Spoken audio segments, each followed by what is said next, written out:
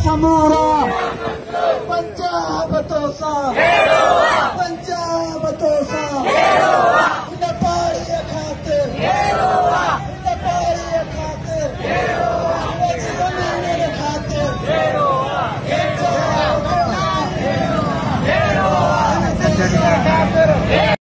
जी सिंध कौमी महाज शहीद बशीर खान के चीफ ऑर्गेनाइज़र डॉक्टर नियाज़ कालानी पुनल सारियो ऐं सीनियर अगवान सरफराज मेमण की अगवानी में सिंध में ख़ास तौर अमरकोट ज़िले में कारपोरेट फार्मिंग खिलाफ़ DC ऑफिस आॾो धरणो आयो जंहिंमें क़ौमी कारकुननि अदीबनि ऐं सिंध जे शहूर वरी तइदाद में शिरकत कई। मुज़ाहिरनि खे ख़िताब कंदे डॉक्टर नियाज़ कालानी चयो त सिंध जी ज़मीन ते अवल ऐं आख़िर सिंधी माण्हुनि जो हक़ आहे। कंपनी सरकार सिंधी माण्हुनि जे अजनि कखनि बञनि ॿारनि ऐं रोज़गार जे ज़रियनि ते कब्ज़ो करे कंगाल करणु चाहे थी, जेको असीं कंहिं बि सूरत में बर्दाश्त न कंदासीं। सभी आया सिंध में नवा नादर शाह काने का तारीख़ में वेड़ सवाबी वाह मता सोचो सा मता मोटो मागता मौजूद सहाफ़ी भाइरो मौजूद मुकला भाइरो ऐं साईं GM साहिब जा सरफरोश कारकुन दोस्तो साथियो जीअं सिंधु देश जीअं साईं GM साहिब जीअं शहीद सिंधु देश बशीर खान कुरैशी भाइरो उमरकोट में जॾहिं जॾहिं मज़हब जे बुनियाद ते ॾाढ पखेड़े वियो ऐं जॾहिं जॾहिं हुकूमत जे सहारे ते उमरकोट में ज़मीनूं कब्ज़ा करे लीका कढी मालिकनि खे चए वियो त हिते तव्हांजो माल बि जेको अचणु न ईंदो, अहिड़े क़िस्म जो भउ अहिड़े क़िस्म जो ख़ौफ़ ॾका पकिड़े वियो उमरकोट में। उते ही साईं GM साहिब जा सरफरोश कारकुन सभ खां अॻ में पहुता आहिनि इन भउ जे ख़िलाफ़, इन ॾाढ जे ख़िलाफ़, इन दहशतगर्द जे ख़िलाफ़। अमर जलील खे मज़हबी धुन दाबो ॾिनो उहो यादि ॾियारायोसीं त तुंहिंजी का अहिड़ी ज़रूरत कान्हे जो तूं अमर जलील जो वार बि विंगो करे सघीं। जॾहिं उमर खे बेगुनाह शहीद कयो वियो त सभ खां पहिरियों असां जीअं सिंधु इमाद वारा असां मांझी फ़क़ीर जी क़यादत में हिते पहुतासीं। अॼु बि जॾहिं लीको कढियो वियो आहे 2 लख एकड़ ज़मीन कारपोरेट फार्मिंग जे नाले ते लीको कढियो अथऊं। ॻोठनि में विया आहिनि, वॾा वॾा ॻोठ आहिनि, उते उन्हनि खे चयो अथऊं त बाबा हाणे हेॾे तव्हांजो माल बि न ईंदो, ज़मीनुनि तां हथु खणो। एॾो ॾका पखिड़ियो अथऊं। उते साईं GM साहिब जा कारकुन सिर सां कफन ॿधी बिना कंहिं भउ ऐं लालच जे हिते पहुता आहिनि। रुॻो इहो मक़सदु खणी त हीउ वतन असांजो आहे, सिंध वतन असांजो आहे, असांखे ॾाढो भउ ॾाढ मुर्सी का बि अहमियत कोन थी रखे। असां पंहिंजे वतन लाइ सिर्फ़ु क़तायत जेको आहे ॼाणूं था और कंहिं बि सूरत में पोइ हचण कोन था ॼाणियूं। हा ईअं आहे। हितां जो उमरकोट जो हिकिड़ो मौजूद दोस्त आहे, असांजो नालो नथो खणांसि, हुन किताब लिखियो आहे मीर अक्सम किताब में लिखे थो त मां साईं GM साहिब जे शिजरे मां आहियां। साईं GM साहिब त असांजो शिजरो साॻियो ई आहे। अरे बाबा सदाईं साईं GM साहिब जे शिजरे वारो थो ऐं असेंबली में ॿिए तरह जा सुहिणा पढ़े थो, पर हिन मसइले ते ॿिणक ॿोलण लाइ तयारु न आहे। ऐं वधीक तोखे असां छा चऊं, वधीक असां तोखे छा चऊं, पर इन मां थोरो घणो सम्झी वञो त महिरबानी करे पैसनि वारी सूरत खे न करणी। ॿ अखर हिन करे त ॻाल्हायो त हीअ नाजाइज़ी आहे, ॾाढो मुर्सी आहे। असां चिटे वाज़े नमूने सां चऊं था पाकिस्तान जे 77 सालनि जी तारीख़ में पाकिस्तान मां रुगो पंजाब खे फ़ाइदो थियो आहे। हालत इहा आहे उमरकोट में अॼु ॾींहं ताईं सुई गैस कोन्हे, मिठी में सुई गैस कोन्हे। चवंदा आहिनि त बाबा उमरकोट सरहदी ज़िलो आहे। जेकॾहिं उमरकोट सरहदी ज़िलो आहे त लाहौर त हिन खां वधीक सरहदी ज़िलो आहे। लाहौर में तव्हां गैस छो था ॾियो? रुगो इन करे त लाहौर में पंजाबी रहनि था, हिते सिंधी रहनि था। फ़ाइदो फ्रीगिरी पंजाब खे आहे। हाणे बि ही ज़मीनूं असांजे दरिया ते कब्ज़ो उहो इन पाकिस्तान जे करे, असांजे ज़मीनुनि ते कब्ज़ो इन पाकिस्तान जे करे। ऐं पोइ वरी तव्हां चओ था त तव्हां पाकिस्तान जे ख़िलाफ़ आहियो। ॻाल्हि आहे असांखे पंहिंजे वतन सां सिंध जे माण्हुनि सां जेका मोहबत आहे, उन मोहबत जे आॾो जेका बि शइ हूंदी उनखे असां जेको आहे उहो ते छॾींदासीं। पंहिंजे वतन जी आज़ादी चिटी ऐं नाज़े ॻाल्हि कंदासीं। ऐं मुंहिंजा दोस्तो, ही कॉर्पोरेट फार्मिंग सिधो सौ असांजी ज़मीनुनि ते कब्ज़े करण जो साज़िश आहे। आसिफ ज़रदारी खे, पीपुल्स पार्टी खे चाचो जेको आहे करनि था त भई तव्हांखे 2000 एकड़ तव्हांखे ॾींदासीं, 5000 एकड़ फिलहाल वॾे खे ॾींदासीं। बाक़ी लखे एकड़ ज़मीन जेको आहे उहा कॉर्पोरेट जे नाले में, कंपनी जे नाले में उहा जेको आहे वरी सरकार जे हवाले थी वेंदी।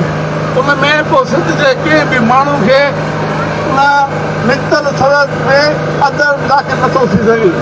तंहिंजे करे हिमत कयो। असां ही चयो वियो त बबलो खां पोइ सॼी सिंध में कोरे जो वाक़ियो पैदा कराए सॼी सिंध में दहशत वारो माहौल पैदा कयो वियो। कुझु कॉर्पोरेट दोस्तनि साईं ज़ैन शाह लिया साहिब इन्हनि टोड़ियो आहे इन दहशत वारे सुल्तान खे। असां हुन में पथर उछलायो आहे। असां ॿिए हंधि न उमरकोट में गॾिजा आहियूं त शुरूआत कॉर्पोरेट फार्मिंग जी त उमरकोट मां कई हुई। उन करे असां पहिरियों उमरकोट में धरणो आयो आहे। असांजो ॿियो धरणो अॼु 29 तारीख़ आहे। वरी 29 अगस्त ते मदीन में हलंदासीं।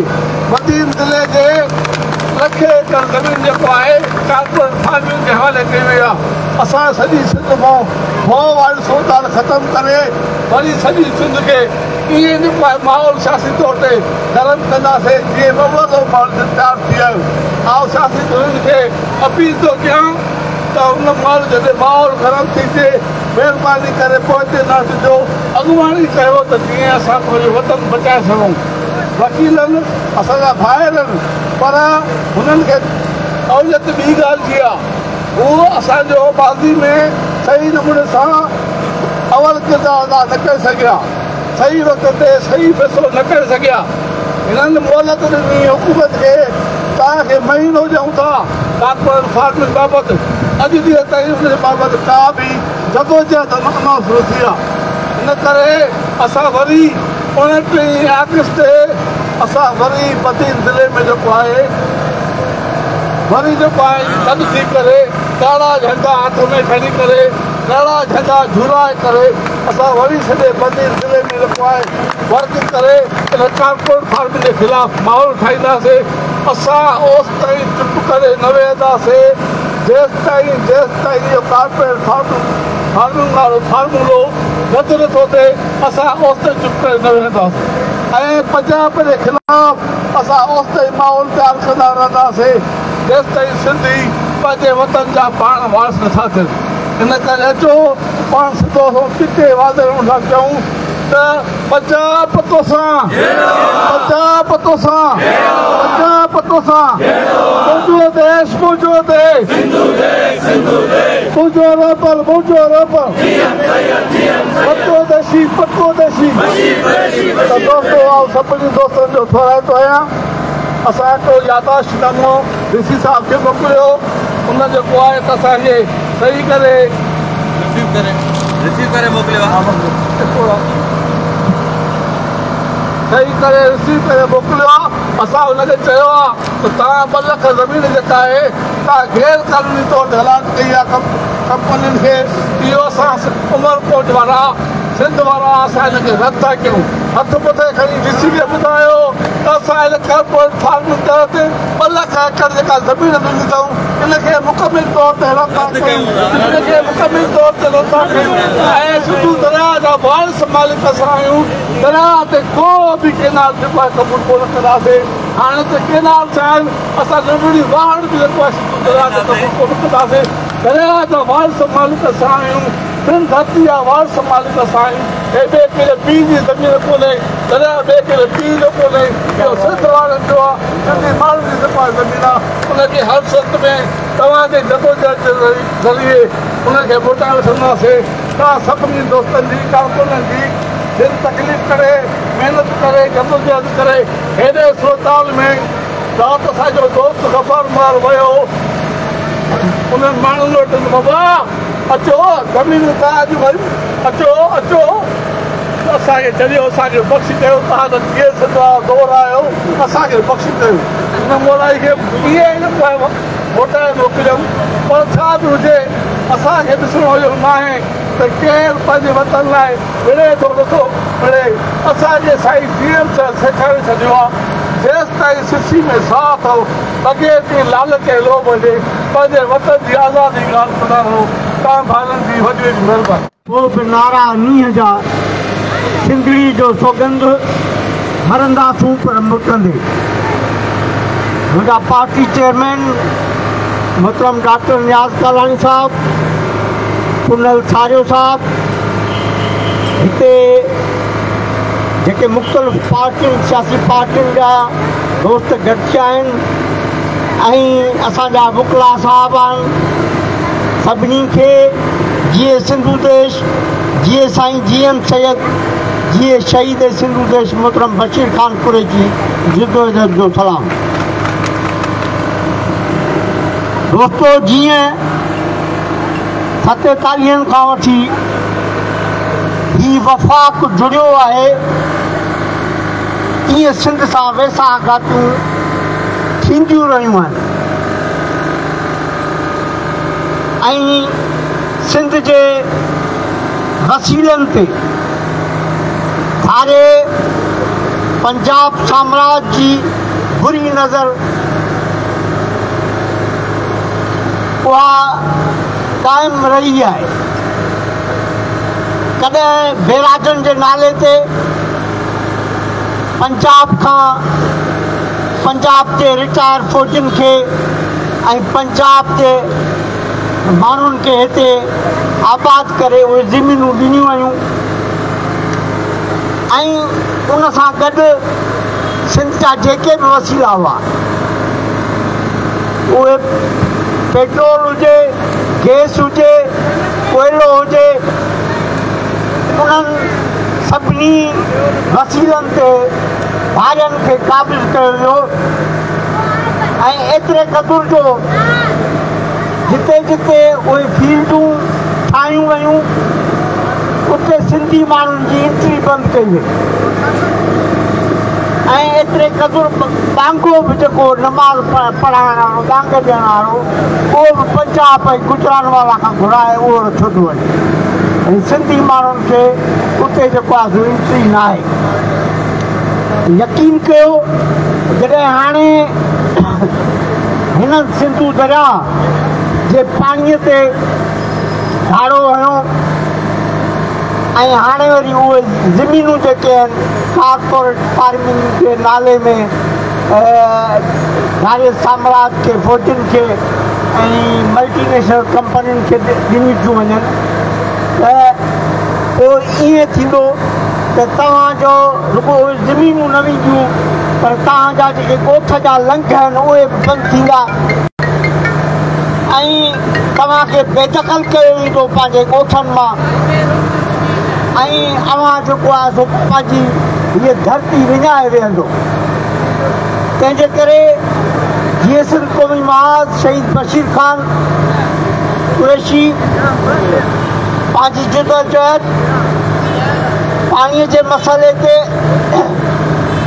पंजाब तोसां जहिड़ो आहे दरिया ख़ातिर जहिड़ो आहे ऐं हींअर जेको ज़मीनुनि ते कब्ज़ो पियो थिए उन लाइ बि असां इहा निशानदेही कई आहे त इन जे पोयां बि जेको आहे पंजाब आहे ऐं इहो जहिड़ो वफ़ाक़ ऐं पंजाब सां थींदो तंहिंजे करे सिंधी माण्हुनि खे हाणे हिन वफ़ाक़ खां इनकार करणो पवंदो सिंधी माण्हुनि खे हिन पाकिस्तान खां इनकार करणो पवंदो ऐं इनकार जी सूरत में ई असां पंहिंजी धरती खे बचाए सघंदासीं।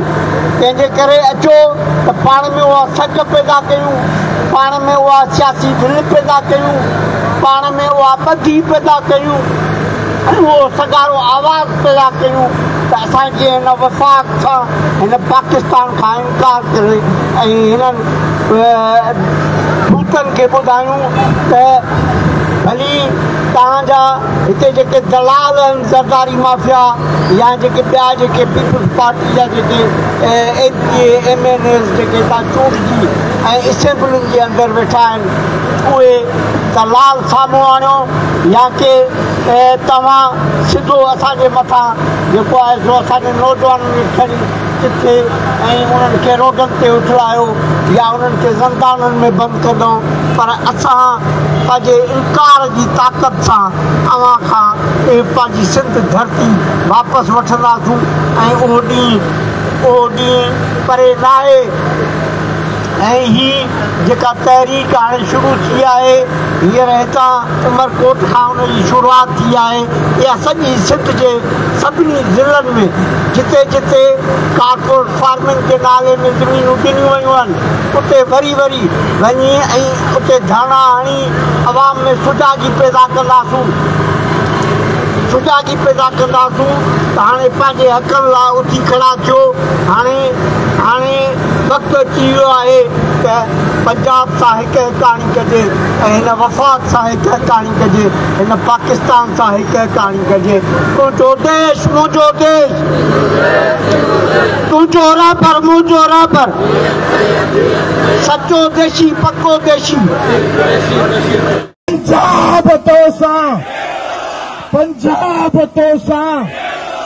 पंजाब तोसां त दोस्तों कारपोरेट फार्मिंग के नाले में सिंध जे अक्सर ज़िलनि जूं ज़मीनूं हे धारियनि खे था ॾियनि, अरबनि खे था ॾियनि, मल्टीनेशनल कंपनियुनि खे था ॾियनि, हितां जे फौजी हज़रात खे था ॾियनि। पर हिननि खे ॿुधायूं था त सिंध जूं ज़मीनूं सिंध जी मिल्कियत आहिनि, उन्हनि जी मालिकी उन्हनि जे वारसीअ जो हक़ सिंधी माण्हुनि वटि आहे, अमरकोट वासियुनि वटि आहे, सामारे वारनि वटि आहे, कुंडरीअ वारनि वटि आहे। उनजो हक़ न DC साहिब तोखे आहे न तुंहिंजे चङनि मुड़ुसनि चूंडियल हितां जा चूंडियल नुमाइंदा ऐं सलाहकार बि 8 अथव। पर उन्हनि खां पुछो त हिन 2 लख एकड़ ज़मीन ते कॾहिं तव्हां ॻाल्हायो, पंहिंजो ओपिनियन ॾियो। भली तव्हां DC जा तरफ़दार थी ओपिनियन ॾियो, पर ॾियो ओपिनियन त ख़बर पए न, हिन अवाम खे ख़बर पए जेको तव्हांखे वोट ॾेई सदाई असेंबलीअ में पहुचाए थो। पोइ वज़ारतूं माणियो था, सलाहकारियूं वठो था। उनजे करे असां वाज़े चऊं था कारपोरेट फार्मिंग या पब्लिक प्राइवेट पार्टनरशिप जे नाले में जेका बोदलो बिलू चवंदो थो वठे, जेको बोदलो बिलावल चवंदो थो वठे, त हाणे कारपोरेट फार्मिंग न, हाणे पब्लिक प्राइवेट पार्टनरशिप में असां ज़मीन उड़ींदासीं। हिन वीचारनि त दर ई बंदि करे छॾियो आहे, पर लाउड खे शाबत सां वरी बि उते पहुचे थो। त दोस्तो असां था चऊं त तव्हां कहिड़ा बि मुक़दस नालो खणी अचो, पर सिंध पंहिंजो हिकु इंच बि तव्हांखे कंहिं धारे खे कंहिं कंपनीअ खे ॿीहर क़बूल कोन कंदी। महिरबानी।